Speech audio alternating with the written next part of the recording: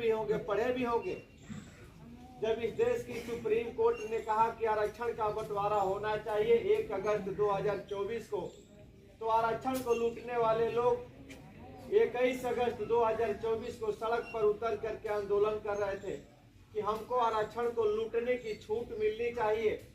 जो लूटने वाले लोग हैं वही आंदोलन कर रहे हैं, और जिनका लूटा जा रहा है वो घर में बैठ करके तमाशा देख रहा है। जिनका लूटा जा रहा है उनको कोई चिंता नहीं है कि हमारा लूटा जा रहा, लेकिन लूटने वाले आंदोलन करते हैं कि हमको लूटने की छूट मिलनी चाहिए। उसी मांग को लेकर के जनता क्रांति पार्टी राष्ट्रवादी आप लोगों के बीच में है कि यदि इस प्रदेश में हम लोग हैं, इस देश में हम लोग हैं, तो हम लोगों का भी हिस्सा इस प्रदेश और देश में मिलना चाहिए। लड़ाई हिस्सेदारी की है। हिस्सेदारी की लड़ाई के लिए हम लोग आप लोगों के बीच में काफी दिनों से आ रहे हैं। अभी 1 महीना, लगभग 1.25 महीना पहले मैं आया था आपके उधर, मीटिंग किया था आपके दरवाजे पे। अभी हम आकर के मीटिंग किए थे। उससे पहले भी मैं इसी दरवाजे पे भी एक बार मीटिंग किया हूँ। काफी दिन हो गए, 2-2.5 साल पहले मैं आया था, इसी दरवाजे पे मीटिंग किया था। उधर रामगिरी चौहान जी के दरवाजे पे भी हम लोग मीटिंग किए। इधर एक जगह खाली है, वहां भी हम कई बार मीटिंग किए। आपके गांव में 10 बार हम लोगों ने मीटिंग किया है, इसलिए कि आप लोग संगठित हुए, आप अपनी ताकत को समझिए। आपका हिस्सा सारे जगहों पे लूटा जाता है। आपका हिस्सा थाने पे लूटा जाता है, आपका हिस्सा ब्लॉक में लूटा जाता है, आपका हिस्सा तहसील में लूटा जाता है, आपका हिस्सा लखनऊ और दिल्ली में लूटा जाता है। यह लड़ाई हिस्सेदारी की है कि हम इस देश में हैं तो सारे जगहों पे हमारा हिस्सा मिलना चाहिए। आपका जो थाना है हल्दलपुर में आपके एक भी सिपाही नहीं है। 75 साल से आप वोट दे रहे हैं, विधायक बना रहे हैं, सांसद बना रहे हैं, सरकार बना रहे हैं, लेकिन आप जाएंगे अपने थाने पे तो एक भी आपका बेटा कोई सिपाही दिखाई नहीं देगा। आपका ब्लॉक है रतनपुर, आप चले जाइए रतनपुरा ब्लॉक में 250 सरकारी कर्मचारी हैं। 250 सरकारी कर्मचारी में आपके परिवार, आपके समाज के एक भी आदमी है कि नहीं है, इसकी कोई गारंटी नहीं है। लेकिन 75 साल से आप लोगों ने जिनको जिनको वोट दिया, उनके लोग 20 लोग, 25 लोग, 50 लोग ब्लॉक में कर्मचारी बन करके बैठे हैं, इसकी गारंटी है। लड़ाई तो इसी बात की है कि ब्लॉक में हमारा हिस्सा है, हमारा हिस्सा ब्लॉक में भी हमको मिलना चाहिए। थाने में हमारा हिस्सा है, थाने में भी हमारा हिस्सा मिलना चाहिए। लखनऊ और दिल्ली में भी हमारा हिस्सा है, हमारा हिस्सा वहां भी मिलना चाहिए। प्रदेश और देश की सरकार में हमारा हिस्सा है, दोनों जगह हमारा हिस्सा मिलना चाहिए। लेकिन हिस्सा मिलेगा कब? जब हम लोग संगठित होकर के अपनी लड़ाई को लड़ेंगे तब। नहीं लड़ेंगे तो नहीं मिलेगा। कोई बुला करके नहीं देगा कि आप आइए और आप अपना हिस्सा ले करके जाइए। वो लोग तो चाहते हैं, जिनको आप लोग 75 साल से वोट दे रहे हैं, वो लोग चाहते हैं कि आप इसी तरह से असंगठित रहिए और आपके हिस्से को हम लूटते रहे। तो लूटने वाला चाहता है कि आप बटे रहिए, लेकिन जिनका लूटा जा रहा है वो लोग चाहते हैं कि आप संगठित हो जाइए, एक हो जाइए और लड़ करके प्रदेश और देश की सरकार से अपना हिस्सा ले लीजिए। बनारस से चल करके ओम प्रकाश राजभर जी आए थे, पूरे प्रदेश में घूम घूम करके अपने लोगों को संगठित कर लिए। और आज इस प्रदेश में यदि उनकी तुलना आप करेंगे तो वो भी आपसे 20 गुना ज्यादा मजबूत, वो भी आपसे 20 गुना ज्यादा आगे।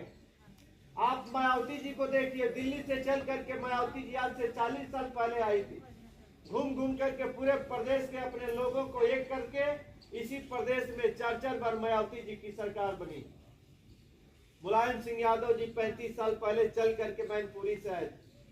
मैनपुरी से घूम करके पूरे प्रदेश के अपने लोगों को संगठित कर लिया और इसी प्रदेश में अपनी 4-4 बार सरकार बना। इसीलिए हम लोग भी चाहते हैं कि आप संगठित होइए, आप एक होइए, अपनी ताकत को समझिए, अपनी शक्ति को समझिए। जिस दिन आप संगठित हो जाएंगे उसी दिन आपकी ताकत बढ़ जाएगी। जिस दिन आप संगठित हो जाएंगे उसी दिन आपकी शक्ति बढ़ जाएगी, आपका सम्मान बढ़ जाएगा, आपके जीवन में, आपके भाग्य में, आपके चेहरे में परिवर्तन होगा। लेकिन ऐसा होगा कब? जब हम संगठित होंगे तब। तो हम लोग का उद्देश्य आपको संगठित करना है, आपको एक करना है। बहुत सारे लोग अपने सोचते हैं कि आप लोग कभी एक नहीं होंगे, लेकिन आप कल्पना करिए कि मायावती जी दिल्ली से आकर के पूरे प्रदेश और देश के अपने लोगों को एक कर दिया। बनारस से चल करके ओम प्रकाश राजभर जी आए, पूरे प्रदेश में अपने लोगों को संगठित कर दिया। गोरखपुर से निकल करके संजय निषाद जी आए, पूरे प्रदेश के निषाद को संगठित कर दिया। अनुप्रिया पटेल जी मिर्जापुर से चल करके आई, पूरे प्रदेश के पटेल को एक कर दिया। यह बात गलत है कि सही है?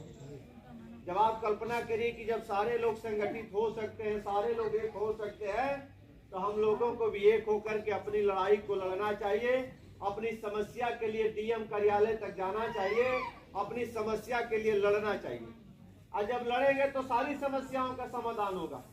लेकिन आपस में लड़ना छोड़ करके आपको सरकार से लड़ना होगा, चाहे वो प्रदेश की सरकार हो चाहे देश की सरकार हो। सारी समस्या का निदान सरकार के पास है, कानून के पास है। लेकिन आप सरकार और कानून के हिसाब से नहीं लड़ते, आप गांव में लड़ते हैं। यदि आपकी जमीन को एक बिता आपका भाई ले लेता है तो आप लड़ाई झगड़ा शुरू कर देते हैं। लेकिन 75 साल से आपके हिस्से का सिपाही लूटा जा रहा है, 75 साल से आपके हिस्से का दरोगा लूटा जा रहा है, 75 साल से आपके हिस्से का चपरासी अधिकारी टीका पट्टा लूटा जा रहा है, 75 साल से आपके हिस्से का विधायक और सांसद लूटा जा रहा है। उसके लिए लड़ाई लड़ना है, इसलिए कि सारी पूंजी सारी शक्ति वहां है। तो जो लोग उस लड़ाई को लड़े आज जो शासक बन गए, और जो लोग नहीं लड़े वो आज उनको कोई पूछने वाला भी नहीं। वो इसी लाइन में चौहान समाज के लोग हैं, हम लोग भी हैं। हम लोगों को भी कोई पूछने वाला नहीं, हम लोगों को कोई सम्मान भी नहीं देने वाला है। आप चले जाइए रतनपुरा ब्लॉक पे और जाकर के मूल्यांकन कर लीजिए, आपसे ज्यादा सम्मान राजभर का होता, आपसे कई गुना सम्मान उसका होता। इसलिए होता है कि वो संगठित है, वह एक है, आपस में लड़ाई झगड़ा मारपीट भी करता है, और जब वोट देने की बारी आती है तो एक हो जाता है, अपनी वोट की ताकत को समझता है। जब ओम प्रकाश राजभर जी बुलाते हैं तो एक गांव से 200-200 100-100 आदमी